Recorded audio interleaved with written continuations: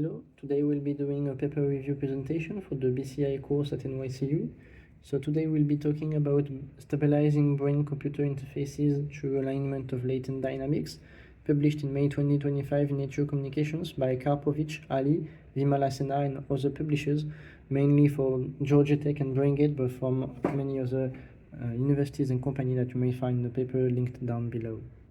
The motivation for this paper is that the neural recordings are usually unstable over time due to death of neurons or movement of electrodes. As the current manifold alignment methods do not capture these dynamics, a time-consuming recalibration is needed every day or week. Imagine typing on a keyboard where the key layout changes slightly every day. So they propose a new method called NOMAD for nonlinear manifold alignment with dynamics. The key idea here is that the data spikes time series live in a latent space called the manifold.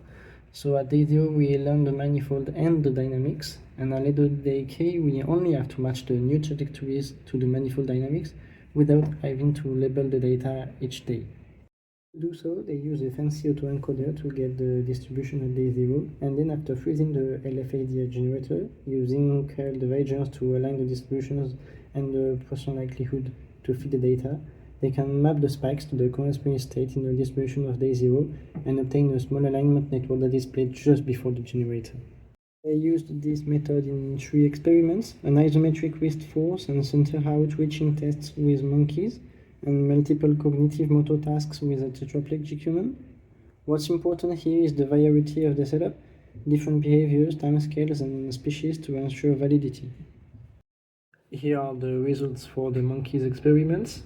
They are using the R2 metric over days compared to previous methods, including a static decoder, align FA and ADAN. We can clearly see that the nomads offer a much more stable and higher values. Also, the distribution of trajectory is much closer to the actual solution in both cases. They also have similar results with the human participant, as the graph shows R2 values much closer to 1 for nomad, and even closer when mixing nomad with retrospective target inference. To summarize the results, they have very high performance results, good stability, and no decay over time. More impressively, it's the only method that prevents failure from happening. To sum everything up, this paper proposes an innovative alignment method based on manifold dynamics that offers stability over long time ranges without labels, and that could be considered a big step towards a more common use of BCIs. There are some limitations though, including a strong assumption of manifold stability.